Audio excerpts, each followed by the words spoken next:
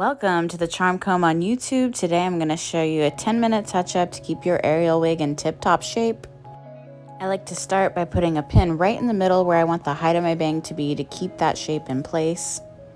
I'm using a second pin here to lift up that surface layer. This will help to keep the lift in the shape of the bang and keep the style from crashing forward.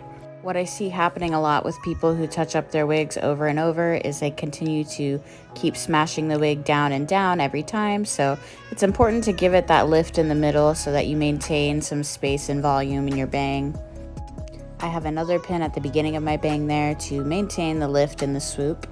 Now taking a look at it from the side here, I think that I could get this a little smoother. So I'm gonna go ahead and unpin it to give myself some freedom.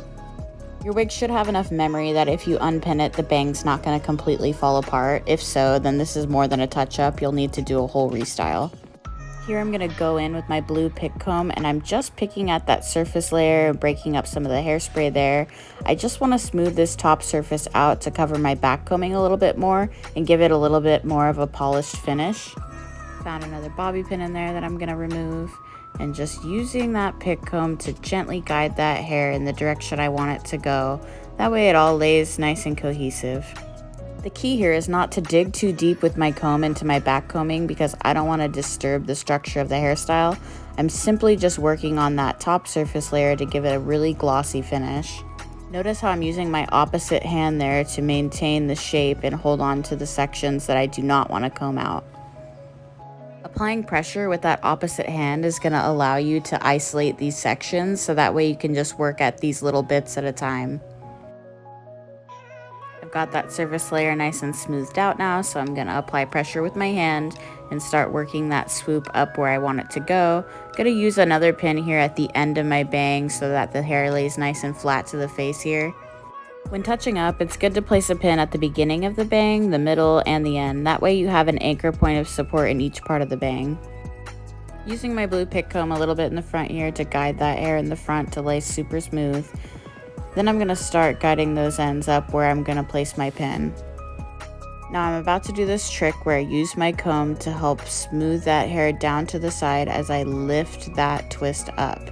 That's where I'm going to place my pin, and this is going to help control the overall silhouette of the bang. I just don't want it to look like it's traveling too far off to the left. If you feel like your bangs have a lot of hairspray in them and it's really hard to manipulate and move the hair around because they're so glued together, you can use a little bit of alcohol in a spray bottle to loosen up that hairspray and give you a little bit more pliability. Now I'm going to grab a 3-inch hairpin and stick it right there in the ends just to hold the bangs in place while I go through and brush out the whole wig.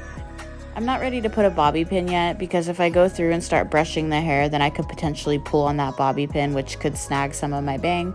So I like to give it a little more leeway by using a 3-inch hairpin while I work on the rest of the wig. Once I'm finished, then I'll go in and pin that bang back down. Once I feel like I have everything in place, I like to take a couple steps back and look at it from different angles to make sure that the shape is balanced.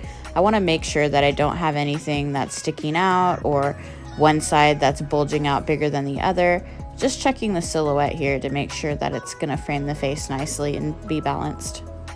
Now I'm getting ready to go into the ends and give it a good brush out. I will say this wig's been worn about 4 times without being brushed.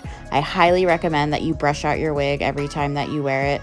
It's something that only takes a few minutes and can save you hours and hours of frustration.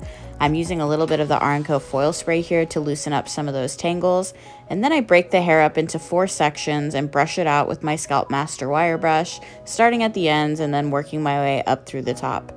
If you don't brush your wig out too frequently, then you're going to run into hours and hours of trying to detangle your wigs because this part of the hair rubs up on the back of your costume when you're moving around and pretty much gets the most wear and tear. So if anything, it's important to brush your wig every time that you wear it, or at least pick out the mats that are underneath where it rubs up on your costume. Now that I got all those tangles out of there, I'm going to use my nylon bristle brush, basically just to polish up the surface and give a nice finish to those ends.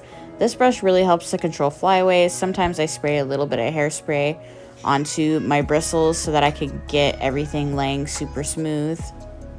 This wig still has a good strong wave pattern in it, so I don't really need to reset anything at this time. Once you have a lot of product built up in the hair and you've worn it a lot of times, then you might see your wave start to pull out a little bit, in which case you could go in and add some more wave with a curling iron or some rollers. Now I'm ready to pin my bang. I do this by opening up my pin a little bit and turning it to the side. Then I push it into that little twist and crisscross two of them so that it's extra secure. But your wig should have enough memory to stay in place. This wig already has a lot of hairspray in it, so instead of using hairspray to finish, I'm going to go back in with some spray alcohol. This is going to reactivate the product that's already in the hair. If you want to get the most longevity out of your wig, I really recommend using hairspray sparingly.